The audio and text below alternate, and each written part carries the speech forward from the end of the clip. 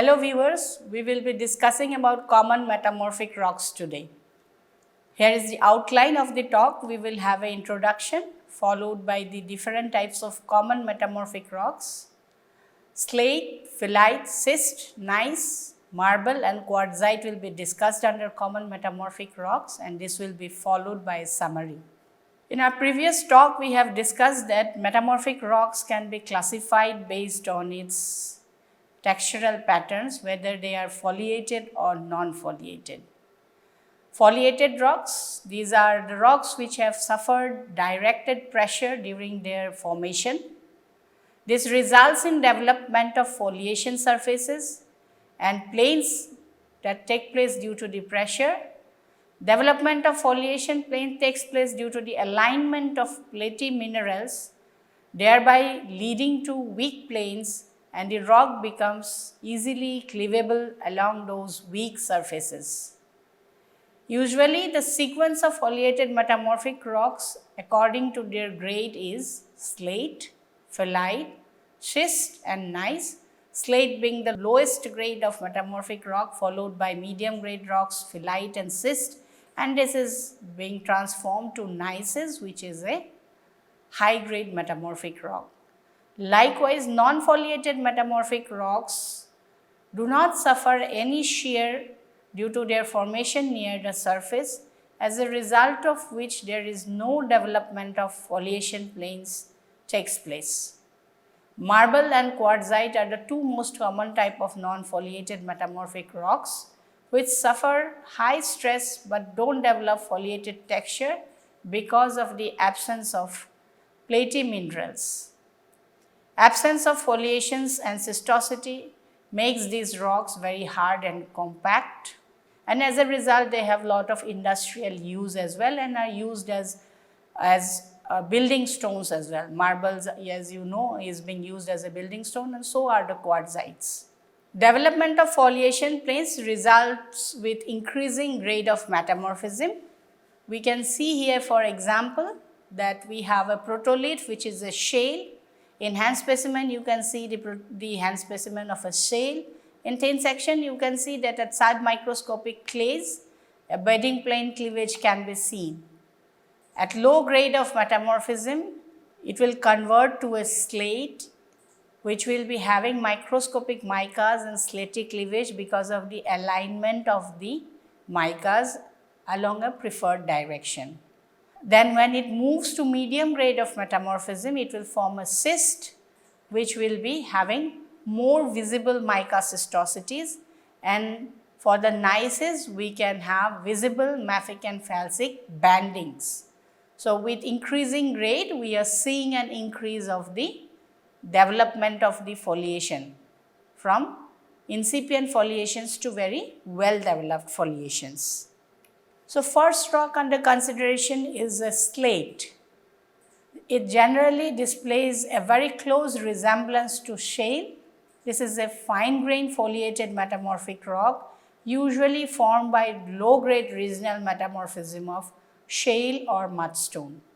It is usually aluminium-rich minerals in the protolith are metamorphosed to micaceous minerals in a slate. Parallel alignment of these micaceous minerals gives rise to the foliation in slates, which can cause it to break along foliation planes very easily. It exhibits slaty cleavage, an excellent type of rock cleavage, and tendency to break into thin and flat slabs or sheets. Slates will have parallel alignment of alumina-rich minerals that will be on evolution of from shale to slate will be aligned along a preferred direction because of the different metamorphic agents working on it, as a result of which we will have a slate having cleavable foliations planes. The megascopic characteristics of shale includes that in hand specimen scale, foliations can be seen at the millimeter scale with fine grains and variable colors. We can have variety of colors for slates, black, gray, green, etc. In thin sections, textures are identified with new mica growing in a direction perpendicular to the direction of stress. Slate color depends on mineral constituents. If we have a black slate, it is carbonaceous or graphitic. If we have red, it will be having iron oxides. And if we have green slate, then it will be because of the presence of chloride. Original shale bandings also can be preserved in a slate. It displays perfect slaty cleavage with smooth surface and breaks easily along the planes parallel to the sheath silicates, causing a slaty cleavage. In most cases, fracture cleavages lie at some angle to the original bedding plane, and the essential minerals which constitute slates includes biotite, chlorite, muscovite, and accessory minerals such as apatite, graphite, magnetite, tourmaline, or even zircon. Petrographically, slates are very fine-grained, well-foliated with parallel foliations or layering of fine-grained platy minerals such as chloride. Granulation cleavage may be present in slates. Here is a hand specimen of a slate, and you can see the photomicrograph of a slate. Then we have the phyllite. Phyllite is a fine-grained foliated metamorphic rock formed by the metamorphism of pre-existing slate. Foliation is caused by preferred orientation of very fine-grained mica. Mica minerals may include biotite, muscovite. It represents a gradation in the degree of metamorphism between slate and schist. Slate is a low-grade metamorphic rock. Schist is relatively higher grade metamorphic rock than a slate. It constitutes of platy minerals which are larger than in a slate but are not large enough to be readily identified with unaided eye. It appears similar to that of a slate but can be very easily distinguished by its glossy luster and wavy surface. Phyllites are known to exhibit rock cleavage and is composed mainly of very fine crystals of either muscovite or chloride, or both may be present. Formation of phyllite requires pressure temperature conditions similar to low-grade metamorphism of regional type. Characteristics is the silky sheen due to the presence of fine-grained mica minerals. This is also called as phyllitic luster, commonly observed at the cleavage surfaces. It is a fissile property of the protolith or is generally retained, and protolith of is either a shale or a sandstone. That means the metamorphism of a shale or a mudstone will result in the formation of a slate which will be then converted into a phyllite. It resembles slate since it is fine-grained, hard with well-developed foliations of millimeter scale, display less compaction of tints of grey and phylitic luster. Rock is variable in color with shades of green with sheen, fine to medium grade, hard but less compact. Rock surface is typically lustrous and sometimes wrinkled. Presence of mica flakes gives rise to a satin luster and displays phylitic structure. Essential minerals in a phyllite includes muscovite, biotite, quartz and plagioclase. Sericitic mica, graphite and chlorite are the accessory phases present. Phyllite is considered to be a low-grade metamorphic rock. Petrographically, the textures are similar to slate, but with most perceptive character is the prominence of foliation planes due to growth of mica. Fine to medium grain size, 0.1 to 1 millimeter particle size is seen in a phyllite. It is foliated on a millimeter scale and quite commonly wrinkled or shows wavy granulations. Foliations are well developed. Flaky minerals which are aligned perpendicular to the C-axis, it gives rise to lineation as well. So, foliation and lineation both can be seen in a phyllite. Essential minerals usually are muscovite, biotite, quartz and plagioclase. Accessory minerals include sericite, mica, graphite and chlorite. Here is a hand specimen of a phyllite, and then you can see the photomicrograph of a phyllite where foliation bands are quite prominent, which is resulting because of the parallel alignment of platy-micaceous minerals. The third variety of foliated metamorphic rock is a schist. It is a strongly foliated, medium-grained metamorphic rock. It is usually found on the continental side of convergent plate boundary by the metamorphism of rocks at higher metamorphic grade than that of a slate or a phyllite. Convergent plate boundary, that is where we have the subduction zones. It is usually shows medium to coarse grain rock and it shows foliations which is known as the schistosity, that is why the name schist. It is usually found to be composed of flaky or platy minerals that are large enough to be seen by the naked eye. Alignment of flaky platy minerals leads to the formation of foliation surfaces which are quite distinct and coarse due to higher degree of crystallization in micaceous minerals. The term schist describes rocks having a wide variety of chemical compositions. In order to indicate the variation in composition, mineral names are prefixed to the rock name schist. For example, mica schist, garnet schist, kyanite schist likewise. Many metamorphic rocks are known to comprise some common accessory minerals like garnet and staurolite, which occurs as porphyroblasts in schists. In such cases, we can call the rock to be a garnet mica schist. If we have hornblende in there, which is an amphibole, we call that as a hornblende schist.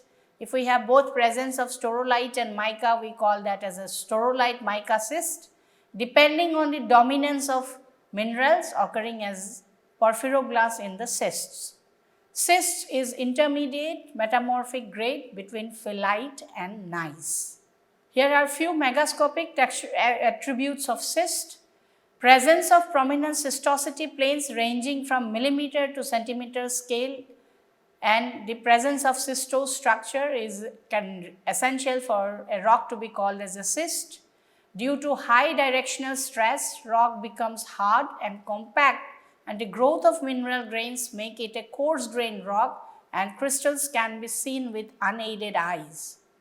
Quartz and feldspar grains show no preferred orientation, whereas the flaky minerals form roughly parallel layers and breaks easily when it is hammered, and it is due to the presence of the mica, which is the flaky mineral in the case of a schist. Essential minerals in schist includes mica, quartz and plagioclase. Accessory minerals includes feldspars, kyanite, chlorite, garnet, staurolite and sillimanite, etc. Petrographically, schist can be identified by continuous foliation planes and coarse texture. Foliations are seen in the form of banding, where mica flakes are oriented along a particular direction. Parallel orientation of the mica flakes gives rise to the schistose structure. Essential minerals under microscopes are muscovite, quartz and plagioclase. Porphyroblasts of garnets are common in schists. Feldspar, kyanite, chlorite, garnet, staurolite and sillimanite are the accessory minerals usually seen under microscope in a schist. Here is an outcrop scale photograph of a schist showing folded schist in a field. You can see the photomicrograph of a schist showing bandings, folding because of deformation events in a schist, where you can see layer parallel arrangement of platy minerals in one direction. Then we have the gneiss, which is also a compositionally layered metamorphic rock composed of alternating dark colored and light colored layers with variable thickness. It is usually medium to coarse grain and shows much similarity with schist, as both show light and dark colored bands of felsic and mafic minerals. Most gneisses are felsic and derived from high grade metamorphism of granite or maybe from shale also. During high grade metamorphism, light and dark components separate, giving characteristic layered appearance. It comprises of primarily of dark minerals. For example, amphibole rich rocks exhibits gneissic texture, and that is called as an amphibolite. It is usually formed by regional metamorphism from a variety of protoliths. Often it is seen to have evidence of deformation, including folds preserved in them. Granular and elongated platy minerals dominate in a gneiss. Characteristics is the alternate light and dark color bands. Banding may not be continuous. Foliation is distinct, but rock doesn't cleave along the foliation planes like slate or phyllite. It exhibits gneiss structure, exhibits light and dark color bands. Light color bands is because of feldspar and quartz, and the dark colored bands is usually because of biotite, pyroxene, amphibole, garnet, etc. It is differentiated from the schist by the foliated bands, which are discontinuous and wane off in gneisses due to inactivity of slip planes with rise in temperature. Grains are relatively bigger in size than schist due to static recrystallization. Quartz, feldspars, mica, and amphibole grains are known to alternate as light and dark colored bands, giving the rock a gneissic banding. Light bands comprise of felsic minerals, feldspar, and quartz, and the dark bands consist of mafic minerals, biotite, pyroxene, and amphibole at the thin section scale. Here is an example of an outcrop of folded gneiss. You can see on the right hand side the photomicrograph of a gneiss and the cross-polarized light, where you can see clear bandings resulting out of felsic and mafic minerals alternating with each other. Then we will be discussing about the marble. Marble happens to be a non-foliated metamorphic rock generally formed by metamorphism of limestone or dolostone. Usually they are formed in a regionally metamorphosed terrain and are known to have experienced high temperature and pressure. For example, skarn also may form due to thermal metamorphism in a marble terrain. Marble comprising of dolomite is called a dolomarble. Pure marble is usually white, which is essentially composed of calcite. During formation, calcite comprising the protolith recrystallizes, so fossil cells, pore spaces, and distinction between grains and cement disappears. On metamorphism, calcite crystals are reconstituted in a denser and equigranular form. Thus, these rocks are very compact, and hardness of calcite on the Mohs scale of hardness is known to be 3. Marble usually forms in convergent tectonic settings, but they can also form by heating of limestone or dolomite by ascending magma, which results in thermal metamorphism. Unlike quartzite, marble, as it can be scratched with a metal blade, is known to be cut easily and shaped because of its low hardness. White marble has been a prized stone, as many monuments and statues are made up of white marble in India. One example is that of the Taj Mahal. Unfortunately, the composition of marble, as it is calcium carbonate, it can very easily weather due to acid rain. Marble formed from limestone interbedded with shell appears banded and exhibits visible foliation. When deformed, these banded marbles develop highly contorted mica-rich folds that gives the rocks a rather artistic design and have found use as building stones.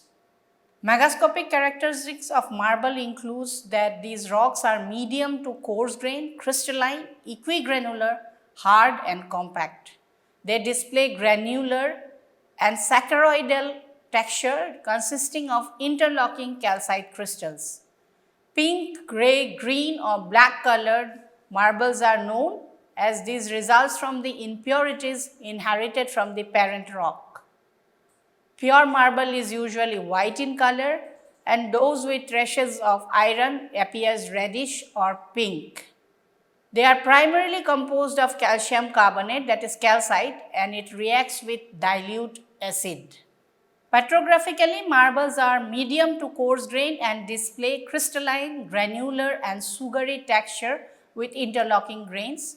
3 sets of calcitic rhombohedral cleavage are present, which becomes more prominent when there is presence of dolomite.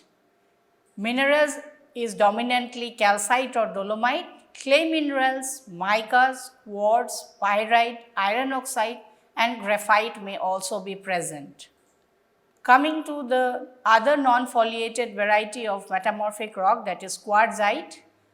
These are non-foliated metamorphic rocks formed by metamorphism of quartz sandstone, that is a sandstone consisting more than 90 volume percent of quartz. Alteration of quartz-rich sandstones takes place due to pressure, heat and chemical activity where pre-existing grains recrystallize, giving rise to new larger grains. Under moderate to high grade of metamorphism, quartz and sandstones fuse together and makes the rock denser, equigranular and hard. In the process, distinction between the cement and grains and also open pore spaces disappear and grains become interlocking. Recrystallization is complete that when broken, quartzite splits through or across quartz grains rather than along the grain boundaries. Usually quartzites are formed along convergent plate boundaries and also in orogens. Common metamorphic protolith of quartzite is sandstone. Pure quartzite is usually white in color, but if iron oxide is present, it can impart a reddish or pinkish stain to the rock. It is sometimes also green in color because of the presence of fuchsite. Usually they look glassier than sandstone and doesn't have the grainy sandpaper-like surface characteristics of sandstone. Medium grain, equigranular, comprising interlocking grains of quartz giving a sugary appearance. It is a hard and a compact rock and shows granulose texture and structure. Unlike marble, quartzite cannot be scratched with a metal blade due to the predominance of quartz, hence the hardness of quartz in Mohs scale is 7. Dominantly composed of quartz, but some impurities like hematite may also be present. Minerals like micas, feldspars, garnets and some amphiboles can also be seen in quartzite. Petrographic characteristics of quartzite includes they are medium grain, equigranular with interlocking grains of quartz with appreciable compactness. They show granular, sugary texture. Other minerals which may be present as impurities include hematite. Minerals like mica, feldspar, garnet and amphibole may also be present. Here are the hand specimens of quartzite. One is a quartzose quartzite, so it is white in color, and you have a ferruginous quartzite because of presence of hematite. As in the thin section view, you can see that it is coarse grained with a sugary texture. In summary, we can conclude that there can be various protoliths to different common metamorphic rocks, and there are characteristics mineral presence which imparts a distinguishing characteristics to the rock. So we have a shale which will form a slate. Dominant minerals will include clay and micas. It is usually characterized by fine grained nature. It splits easily and has a slaty cleavage. Likewise, the other foliated metamorphic rock is a phyllite which is formed from a shale. Dominant minerals are micas. This fine grain, it is distinguished by its fine grain and appearance of a silky luster and splits along wavy surfaces. Then we have the non-foliated metamorphic rocks which can be marble or dolomitic marble, quartzite and hornfels. The dolomitic marbles and the marbles are formed from limestone or dolomite. The characteristic minerals are calcite or dolomite, and the characteristic distinguishing features includes its coarseness, interlocking grains with rhombohedral cleavage, and the effervescence if acid is poured into these rocks. Then we have quartzite which is formed from quartz sandstone. The common mineral or the dominant mineral is quartz. It also has interlocking grains. It is hard to scratch. Then we have the hornfels which is forming from either a shale or a basalt. It has dominant mineral presence are fine grained micas, and the distinguishing characteristics are fine grained nature of it. Dark and some coarser minerals are also present and can be scratched by a glass. Thank you, listeners.